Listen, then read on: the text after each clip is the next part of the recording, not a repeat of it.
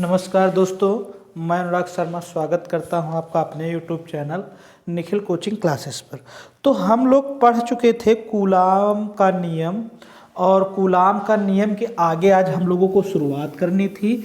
Coulomb के नियम के बाद जो है हमारा वो कौन सा लॉ है, वो है कूलाम के नियम का सदिश स्वरूप। क्या है?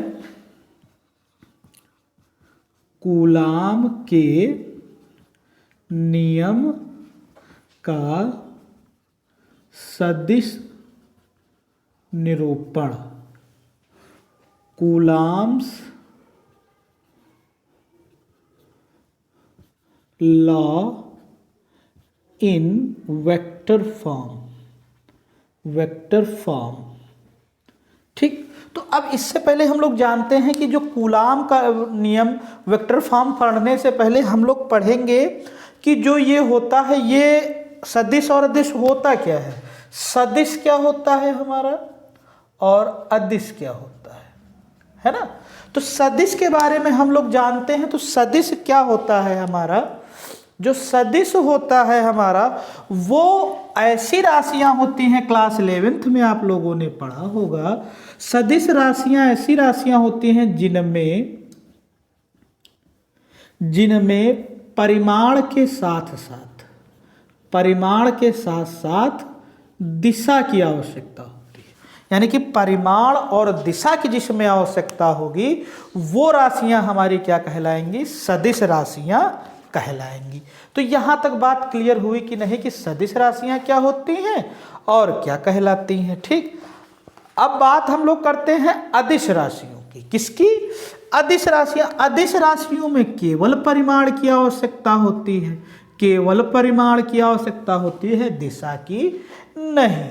अब देखो, अब इस यहां तक हो गया सदिश और अदिश। तो यानी कि अब देखो, इनका जो मतलब ये है कि आवेशों में हम लोगों को सदिश कैसे, अभी तक केवल आवेशों में क्या हो रहा था, बल लग रहा था। क्या लग रहा था? बल। अब इसमें देखो, केवल हमको करना क्या है, इसमें बल लग रहा था, इसमें हम लोगों को बताना है किस दिशा में बल लगेगा, ठीक है ना। तो ये मान लो ये समान प्रकार के आवेश हैं, तो इनके बीच जो बल लगेगा वो कैसा लगेगा, प्रतिकर्षण बल लगेगा। कैसा बल लगेगा? प्रतिकर्षण बल लगेगा। अब यहां से देखो ये कितना, अगर ये ये मान लो नाम दिया हमने Q1 और ये Q2, तो यहां से Q1 अगर इस तरफ आएगा, Q1 जब Q2 बल लगाएगा इस पर, तो ये इस तरफ खिसकेगा, ठीक। तो यहां इसको हम लोग नाम देंगे F12 वेक्टर। जो बल लगेगा वो पहला बल F12। देखो, इसको जो लिखने का तरीका क्या होता है, वो होता है हमारा कि जो पीछे होता है ये बल लगाता है, यह बल लगाता है, क्या है, और इस पर जो 1 है तो इस पर बल लगता है, इस पर बल लगता है। समझ गए ना। अब देखो यहां तक इसी तरीके से जब Q1 बल लगाएगा तो ये इस दिशा में रहेगा, और ये दिशा, इसको क्या बोलेंगे, F21 वेक्टर। वेक्टर यानी कि ये सदिश, ऊपर जो वेक्टर तीर लगा देने से यही पहचान होती है कि ये हमारा सदिश, ठीक है ना। अब इसके बाद देखिए क्या होता है हमारा, इसके बाद सदिश हो गया। अब देखो, इसका हम लोग ग्राफ खींचते हैं। क्या? ग्राफ खींचते हैं। अगर हम लोग यहां से हटाएं इसको, देखो ये लिखने की कोई जरूरत नहीं है हमें, ये आपको समझाने के लिए। अब देखो, अगर इसका हम लोग ग्राफ बनाएंगे तो ऐसे बनेगा, ठीक। ये हमारा मूल बिंदु हो जाएगा, यहां पर हमारे दो बिंदु आवेश है, Q1 है और एक हमारा Q2 है, ठीक। Q2 बिंदु आवेश है। तो यहां पर देखो, ये इस दिशा में ये दिशा को प्रदर्शित करेगा। ये जो है हमारा, ये तीर जो है दिशा को प्रदर्शित करेगा। ये हमारा Q1 है और ये हमारा Q2 है। जब Q2 बल लगाएगा तो ये इस दिशा में बल लगाएगा, इस दिशा में ना, ये दिशा को रिप्रेजेंट कर रहा है। तो यहाँ क्या हो जाएगा, F12 वेक्टर, पहला बल। जब यहाँ से Q1 बल लगाएगा इस पर, Q2 पर, तो ये यहाँ इस दिशा में, तो F21 वेक्टर ये हो जाएगा। ये हमारा R1 है वेक्टर, स्थित सदिश है, ठीक। और ये हमारा R2 वेक्टर है, ठीक। अब मान लो जैसे स्थित के सापेक्ष अगर हमको दिखाना हो तो क्या करेंगे हम लोग, यहाँ इसको मान लेंगे R12 और यहाँ R21, ठीक। अब देखो, थोड़ी टर्मिनोलॉजी हम लोग जान लेते हैं कि जैसे इसमें माना कि दो बिंदु आवेश है, माना लिख लेते हैं हम लोग ताकि एग्जाम में नंबर काटे ना। माना दो बिंदु आवेश कौन कौन से, Q1 व Q2 हैं। ठीक, क्या है, Q1 व Q2 हैं, जिनके मूल बिंदु के सापेक्ष स्थिति, जिनके मूल बिंदु के सापेक्ष स्थिति वो कैसी होगी हमारी, जो मूल बिंदु के सापेक्ष स्थिति सदिश हैं, वो कौन कौन से स्थिति सदिश हैं, वो कौन कौन से हैं, R1 व R2। यहाँ नाम हमने अभी देखो तो आपके समझाने के लिए यहाँ R1 व R2 नाम दिया। कौन कौन से, R1 व R1 वेक्टर व R2 वेक्टर हैं। ठीक, यहां तक बात क्लियर हुई कि नहीं जल्दी से। अब देखो इसके बाद अब थोड़ा एक टर्मिनोलॉजी और, अगर मान लो जब बल लगाएंगे F12 तो यहाँ दूरी भी R12 यहाँ कितना हो जाएगा, 2 1 हो जाएगा। जब ये बल इस दिशा में लगाएगा तो अब जब ये बल इस दिशा में तो ये इस दिशा को प्रदर्शित करेगा। ठीक, तो अगर हम लोग निकालें, थोड़ा टर्मिनोलॉजी जान लेते हैं। अगर R12 वेक्टर हमें निकालना हुआ तो जो ये इस सदिश विश्लेषण वेक्टर टॉपिक का है आपके। अब देखो मैथ में अब ये अगर R12 निकालना हो तो क्या करेंगे, R1 vector minus R2 vector. अब देखो अगर यहाँ एक चीज हमें और ध्यान देनी पड़ेगी। अगर मान लो जैसे ये हमारा हो जाएगा, R2 की वैल्यू बड़ी हो जाएगी तो दूरी कैसी आ जाएगी, ऋणात्मक, और दूरी जो है वो ऋणात्मक नहीं होनी चाहिए। दूरी हमारी ऋणात्मक नहीं होनी चाहिए, तो इसलिए हम लोग क्या करेंगे, यहाँ लगा लेंगे दोनों तरफ मॉड। क्या लगा लेंगे, दोनों तरफ हम लोग मॉड लगा देंगे, तो वैल्यू चाहे प्लस में है चाहे माइनस में, वो जो बाहर आएगी वो क्या हो जाएगी, पॉजिटिव ही रहेगी। इसी तरीके से अगर हम लोग R21 वेक्टर निकालें तो ये क्या हो जाएगा, R2 माइनस R1 वेक्टर। ये सभी इसमें भी अगर हम लोग मॉड निकालें तो कितना आ जाएगा, दूरी अगर मॉड दोनों तरफ ले लें तो कितना, R2 vector minus R1 vector, ये हो जाएगा। ठीक, अब देखो जब ये सदिश दिखाएंगे हम लोग तो हमें एक एकांक सदिश की आवश्यकता पड़ेगी। अब एकांक सदिश हमारा क्या होता है, जैसे R12 वेक्टर, इसको कैप से प्रदर्शित करते हैं, इसको क्या बोलते हैं, कैप से। अब देखो यहाँ से, अब इसके बाद देखो क्या होगा भाई, जल्दी से इसके बाद देखो जो हो जाएगा, इसका एकांक सदिश का जो मान होगा R1 वेक्टर अपान R12 वेक्टर मॉड, इसके बराबर हो जाएगा। ये एकांक सदिश के बराबर हो जाएगा। अब इसी तरीके से R21 कैप का मान कितना हो जाएगा, R21 वेक्टर अपान R21 वेक्टर मॉड, ये हो जाएगा। ये टर्मिनोलॉजी किस में यूज होगी, ये यूज होगी, अभी देखना। अब इतनी चीज अगर आपको समझ में आ गई, समझो वेक्टर फॉर्म जो कूलॉम्स लॉ है वो खत्म, समझ गए ना। देखो यहां से अगर यहां पर हम लोग लिखें कूलॉम का नियम क्या होगा, अगर मान लो ये पहला बल लग रहा है, तो अगर पहला बल हम लोग लगा रहे हैं तो F12 vector is equal to कितना, KQ1 कूलॉम्स लॉ के अकॉर्डिंग Q1 Q2 अपान कितना, R²। R यहाँ कौन सा लेंगे हम लोग, ये लेंगे। ठीक, R12 मॉड स्क्वायर। ठीक, और माइनस कितना हो जाएगा, हम ये और एकांक सदिश दिखाएंगे। एकांक सदिश जब हम लोग दिखाएंगे तो यहाँ कितना हो जाएगा हमारा, R12 कैप।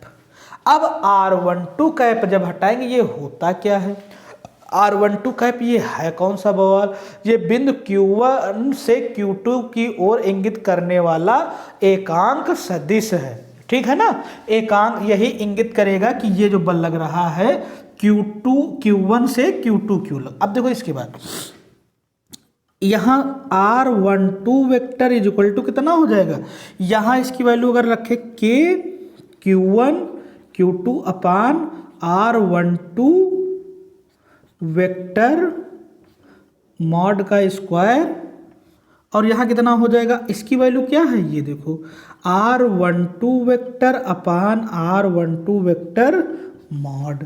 ठीक, अब यहाँ से देखो कितना हो जाएगा, F12 vector is equal to Q1 Q2 upon ये देखो होल क्यूब हो जाएगा कि नहीं, R12 वेक्टर का होल क्यूब, और R12 वेक्टर हम लोगों ने क्या निकाल लिया है, R1 vector minus R2 vector, ये इतना, ये इक्वेशन फर्स्ट हमारी बन जाएगी। सिमिलरली इसी तरीके से जैसे हम लोगों ने यहाँ लिखा है F21 वेक्टर, सिमिलरली बिल्कुल देखो जहाँ पर जो बदलेगा वो R12 के Q1 Q2 अपान यहाँ पर क्या हो जाएगा R21 वेक्टर, R21 वेक्टर जो हमारा हो जाएगा ये का होल क्यूब, यहाँ R2 vector minus R1 vector, ये यहाँ तक हो जाएगा। ये बिल्कुल सिमिलरली इसी तरीके से यहाँ इसी प्रकार लिख लेना, इसी प्रकार, ठीक। ये दोनों समीकरण हमारी हो गई। अब देखो जो ये होता है हमारा, ये जो R12 vector is equal to minus R21 vector के, ये बराबर होता है। तो यहाँ से हमारा रूल ये फॉलो हो जाएगा, इतना ही। यहाँ क्या हो जाएगा, F12 vector is equal to minus F21 vector. जब परिमाण एक दूसरे क्या होंगे, विपरीत होंगे, तो ये क्या हो जाएगा, एक दूसरे के विपरीत हो जाए। इस बात को, यहाँ तक हमारा डेरिवेशन खत्म। इस बात को हम लोग आइए देखते समझते कैसे। ये तो आपके ऊपर से निकल गया होगा कि एक दूसरे कैसे ऊपर कर दिया, तो आइए देखते समझते हैं कि ये दोनों एक दूसरे के अपोजिट कैसे होते हैं। तो यहाँ तक पहले आप स्क्रीनशॉट लीजिए, फिर उसके बाद हम आगे बताएं, ठीक है ना। यहाँ तक स्क्रीनशॉट ले लिए ना। अब आगे देखो, आगे देखिए, मान लो ये थोड़ा हम इरेज कर रहे हैं, है ना, कुछ भी इरेज करने की जरूरत नहीं है। यहाँ लिख रहे हैं हम लोग, पहले इक्वेशन ले रहे हैं, वो है हमारी F12 vector is equal to के Q1 Q2 अपान R12 वेक्टर मॉड का क्यूब और R1 माइनस R2 वेक्टर, इतना। अब यहीं पर देखो वैल्यू पुट कर लेते, मान लेते हैं लेट अज्यूम, लेट माना, सीधा लिखो हिंदी में भाई, माना R1 बराबर 2, R2 बराबर 1, ये वैल्यू इसमें पुट करते हैं। अब ये भी जानते हैं हम लोग R12 वेक्टर किसके बराबर होता है, ये किसके बराबर होता है, ये हमारा R1 माइनस R2 के होता है। तो यहाँ भी रख लेते हैं एक बार और आपके लिए। F12 वेक्टर यहाँ के Q1 Q2 अपान R1 vector minus R2 vector mod का क्यूब, और यहाँ R1 माइनस R2 वेक्टर, ये हो जाएगा कि नहीं हो जाएगा। अब यही वैल्यू पुट करते हैं। तो यहाँ अगर वैल्यू हम लोग पुट करेंगे तो F12 vector is equal to किसके हो जाएगा, के Q1 Q2 अपान R1 कितना 2 माइनस 1 का होल क्यूब, मॉड लगा है तो कुछ भी वैल्यू है, कोई फर्क पड़ने वाला नहीं। यहाँ जो हमारा हो जाएगा 2 माइनस 1, तो यहाँ कितना आ जाएगा हमारा F12 vector is equal to किसके आ जाएगा, यहाँ के Q1 Q2, यही तो आ जाएगा ना भाई, 2 से 1 जाएगा 1, यहाँ 2 से 1 जाएगा 1, चाहे जितनी पावर हो 1 आएगा, तो ये आ जाएगा। अब इसी तरीके से देखो, सिमिलरली इसी इक्वेशन में अगर ये चीज़ें रखेंगे हम लोग, देखो ये इसको इरेज कर रहे हैं हम, देखो अगर यहाँ F21 वेक्टर रखेंगे तो कितना आ जाएगा, के Q1 Q2, direct value equation हम बना रहे हैं, तो यहाँ कितना हो जाएगा R2, देखो ये R21 वेक्टर का मान कितना हो जाएगा, R2 vector minus R1 vector mod का क्यूब, और यहाँ कितना R2 माइनस R1। यहाँ वैल्यू डायरेक्ट पुट करते हैं हम लोग, तो वैल्यू पुट करेंगे के Q1 Q2 अपान 1 माइनस 2 का होल क्यूब मॉड का क्यूब, चाहे जैसी वैल्यू पॉजिटिव रहेगी, यहाँ 1 माइनस 2, तो यहाँ कितना आ जाएगा हमारा, आ जाएगा के Q1 Q2 अपान 1, और यहाँ माइनस का 1। तो देखो के Q1 Q2 बराबर कितना है, F12 वेक्टर के है कि नहीं, तो यहाँ कितना F21 vector is equal to किसके हो जाएगा, ये हो जाएगा, इसके बराबर कितना रखेंगे, 1 2 वेक्टर, और यहाँ कितना है, ये माइनस है, तो केवल ये क्या आ जाएगा, माइनस। तो देखो एक दूसरे के प्रूफ हो गए, ये एक दूसरे के रिवर्स ही होते हैं। तो यहाँ तक बात क्लियर हुई कि नहीं। अब इसमें अगर हम लोग जो लिखेंगे वो क्या, दोनों आवेशों पर लगने वाले बल परिमाण में तो समान होंगे लेकिन दिशा में क्या होंगे, विपरीत होंगे। तो ये हमारा हो गया कूलाम के नियम का सदिश निरूपण। तो यहाँ तक बात आपको समझ में आई या नहीं आई? अगर नहीं है तो एक बार वीडियो को रिवाइंड करके देखिए, आपको जरूर समझ में आएगी। तो मिलते हैं अगले वीडियो में अध्यारोपण के सिद्धांत में, तब तक के लिए धन्यवाद।